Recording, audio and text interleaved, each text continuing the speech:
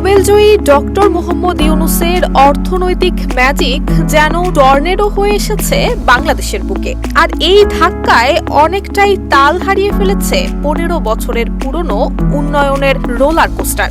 অবিশ্বাস্য হলেও সত্যি যে মাত্র 8 মাসে বাংলাদেশের অর্থনীতিতে এসেছে আমূল পরিবর্তন। ব্যাংকের সুদ কমে বিনিয়োগ বেড়েছে, ডলার গার্মেন্টসে লাভ দিচ্ছে, বাজারে জিনিসপত্রের দাম কমেছে।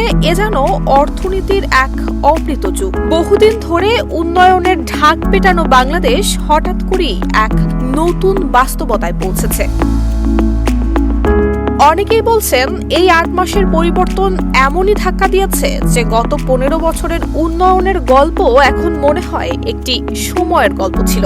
ডক্টর মোহাম্মদ ইউনূসের নেতৃত্বে দেশের অর্থনৈতিক সূচকগুলো যেভাবে ঘুরে দাঁড়িয়েছে তার নজর কাটছে বিশ্বব্যাপী। আন্তর্জাতিক সংবাদ মাধ্যম থেকে শুরু করে অর্থনীতিবিদদের মুখে এখন বাংলাদেশের প্রশংসা। বিশ্লেষকরা বলছেন সুপরিকল্পিত নীতিমালা, সুশাসনের বাস্তবায়ন এবং স্বচ্ছ প্রশাসনিক কাঠামোই এই পরিবর্তনের মূল চালিকা শক্তি।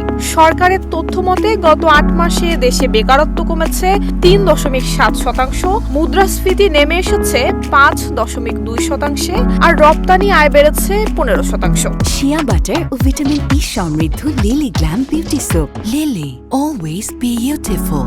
ডক্টর ইউনূসের নেতৃত্বে ক্ষুদ্র এবং মাঝারি উদ্যোক্তাদের জন্য সহজ শর্তে ঋণ, কৃষিখাতে ডিজিটালাইজেশন এবং তরুণদের জন্য কর্মসংস্থানের বিশেষ উদ্যোগগুলো এরই মধ্যে ফল দিতে শুরু করেছে। যুব সমাজের মধ্যে কর্মস্পৃহা ফিরেছে, কমেছে বিদেশমুখিতা।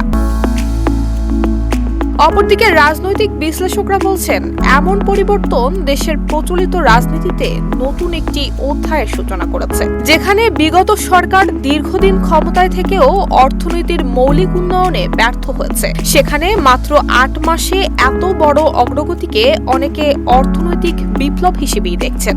আন্তর্জাতিক মহল থেকেও এসেছে ইতিবাচক বার্তা। বিশ্ব ব্যাংক এবং IMF জানিয়েছে বাংলাদেশের এই আর্থিক স্থিতিশীলতা নজিরবিহীন এবং অনুকরণযোগ্য। নুসরাত জাহান মেহেক, ঢাকা পোস্ট।